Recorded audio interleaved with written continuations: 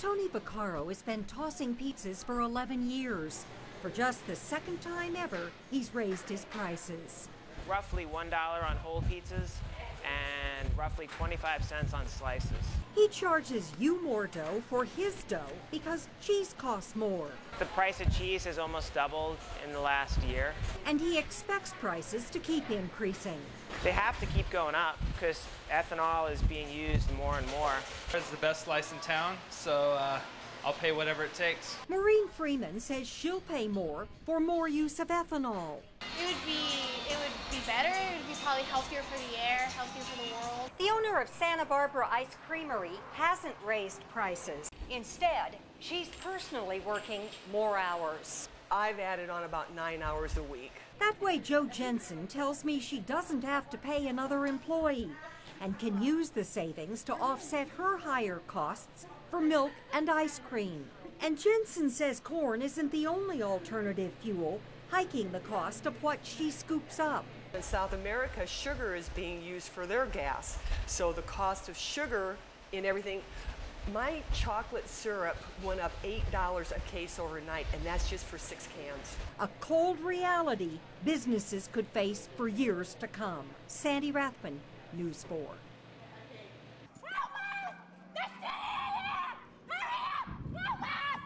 The Drill has a disgruntled former employee return to the store shooting.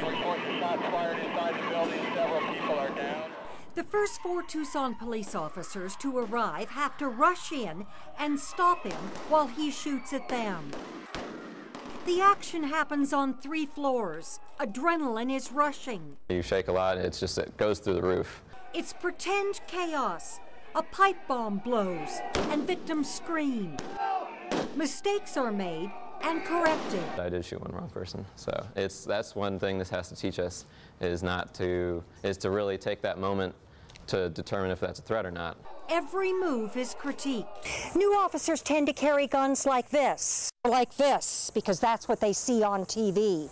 Today they learn to do it like this. The number of shootings that have occurred at schools and workplaces have increased. It's changed quite a bit. In the past, officers would have responded to something like this, slowed it down, tried to contain the scene, develop information. Since Columbine, April of 1999, we don't have that luxury anymore. It's a completely different game for our officers. A danger Tucson Police wants its newest officers to prepare for. With Balanced News at Elcon Mall, Sandy Rathman, News 4. Where are you going? Truckers getting a talking to, but if you're like trucker Mark Baker, you don't mind. I aced it. Baker's just one of many truckers passing through this commercial vehicle enforcement checkpoint on I-19 near Canoa Road. DPS looking for a range of violations. No driver's license, overloaded trailers, bad brakes, and a big one? Fatigue issues, where we find drivers are going over hours. They're only allowed to drive 11 hours in a day. Baker's been on the road 30 years. Checkpoints are A-OK in his book. I'm glad to see it, sure. Get the bad guys off the road. They need to be in good, safe operation.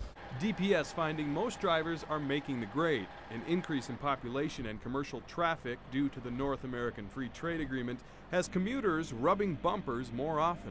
People in a big hurry, so you just got to take your time. Well, this is a pretty big detail, and it's not just DPS and the truckers who are learning the lessons. Our main focus is to train and teach the trucking industry. The Arizona Trucking Association hopes to take what they learn back to other members and help strengthen their relationship with DPS. It's a win-win for both groups. We really don't want to take enforcement action. We'd rather have compliance. The checkpoints will be popping up across the state month after month, always with the same focus. Safety. First and most of all is safety. Josh Benson, News 4.